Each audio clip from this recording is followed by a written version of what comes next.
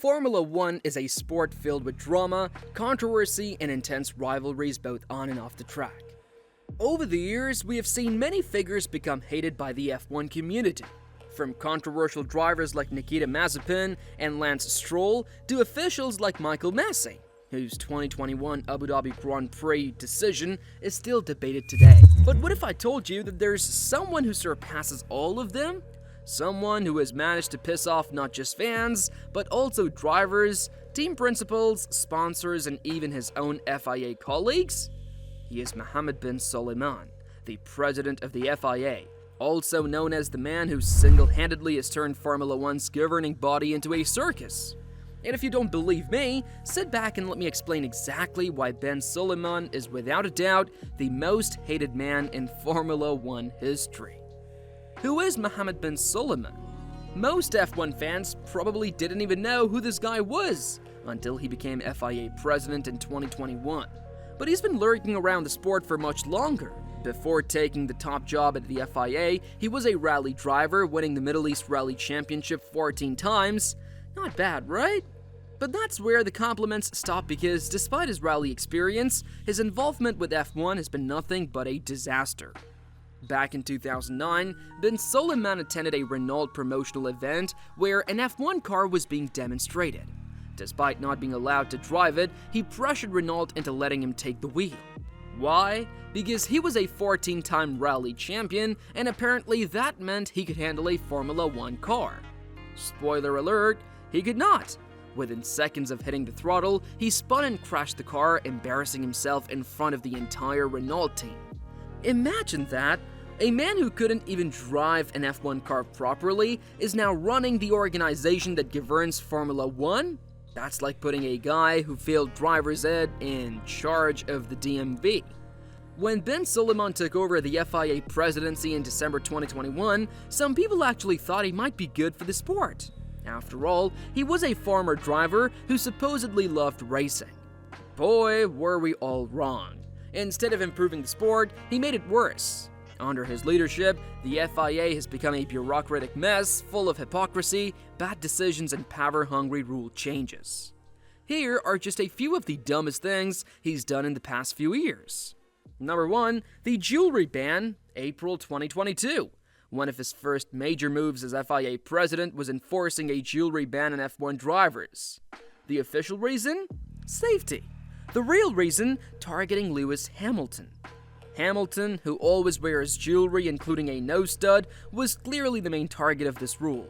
The FIA even threatened to ban him from races if he didn't remove his piercings. Never mind the fact that actual safety issues, like poorly designed track layouts and dangerous tire failures, were being ignored. No, the FIA had bigger priorities, making sure Hamilton didn't wear earrings. Number 2, banning political statements, December 2022. Then came another ridiculous rule, banning drivers from making political or social statements. This meant drivers couldn't talk about issues like human rights, mental health, or the environment. So when Sebastian Vettel wore a Stop Littering shirt, or when Lewis Hamilton spoke about racial injustice, they were suddenly breaking the rules. But guess what? When Donald Trump showed up at the Miami Grand Prix in 2024, Ben Sulayem had no problem posing for pictures with him, smiling like a fanboy.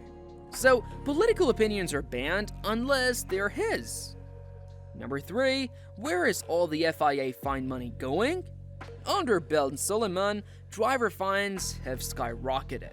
In October 2023, he quadrupled driver fines, meaning they could now be fined up to $1 million.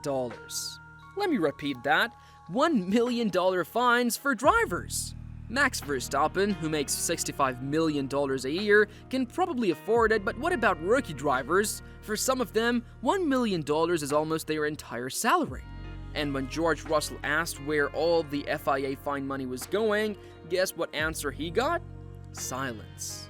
Max Verstappen even joked, "I hope they have a nice dinner with expensive wine with all that money." It's quite a big fine, so I hope they have a nice dinner and a lot of wine. I hope good expensive wine, that would be nice. And they can invite me for dinner as well, I'll pay for that dinner too. Yeah, Max, so do we. Number 4, the ban on swearing, December 2024. One of the most absurd rules in all of sports was introduced in 2024, a ban on swearing. That's right, drivers could now be fined or punished for just saying bad words. It all started when Max Verstappen said bullshit during a press conference and was forced to do community service. Then Charles Leclerc was fined $10,000 for saying the F word in an interview. So now, instead of reacting like a normal person after crashing at 200 miles an hour, drivers have to sound like this. "Oh my goodness gracious, I've just crashed into the wall. I sure hope my delicate bones have not crumbled into smithereens." Give me a break. Number 5. Firing anyone who disagrees with him. Ben Sulayem isn't just bad at his job, he also fires anyone who dares to challenge him. In 2024, he fired Tim Mayer, an FIA steward with over 15 years of experience, just because Tim gave him a report that he didn't like. Imagine losing your job because your boss got offended by a document. Even worse, the FIA has been accused of covering up workplace harassment and sexism under Ben Sulayem's leadership. One female FIA employee accused him of sexism and bullying, but mysteriously, the FIA never investigated the case. It's almost like he's running the organization like a dictatorship. The main hypocrisy. The real kicker is the hypocrisy. He bans drivers from making political statements, yet he's happily posing with Donald Trump at the Miami Grand Prix. He's advocating for diversity while still making sexist remarks. It's a double standard that's impossible to ignore. He says diversity is very important, but then makes comments like, "I do not like women who think they're smarter than men." It's not just offensive, it's a blatant contradiction. And when accusations of sexism and bullying surfaced, the FIA conveniently found him innocent after their own investigation. MBS seems to crave attention. He's constantly trying to insert himself into the spotlight, whether it's by clinging to celebrities or interrupting award ceremonies. He attempts to grab Oscar Piastri after a race and is rejected. He constantly tries to insert himself into conversations with the drivers. Take his habit of talking about himself. He'll start a conversation about helping young racers, and then suddenly he's bragging about his 14 rally championships. It's like he can't help himself. But the most recent controversy, the swearing ban, well, that's where he really crossed the line. Max Verstappen got fined for saying a word in a press conference, then Charles Leclerc got fined.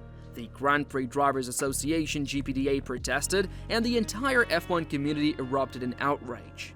And what does MBS do? He doubles down. He threatens to ban team radio if drivers continue to swear. He even goes as far as threatening race bans or championship point deductions if drivers criticize the FIA. He wants to silence any criticism. He's fired stewards for disagreeing with him. He threatens drivers with punishments for criticizing the stewards. The result is a toxic environment where drivers are afraid to speak their minds, where criticism is met with threats, and where the FIA is increasingly seen as an authoritarian regime.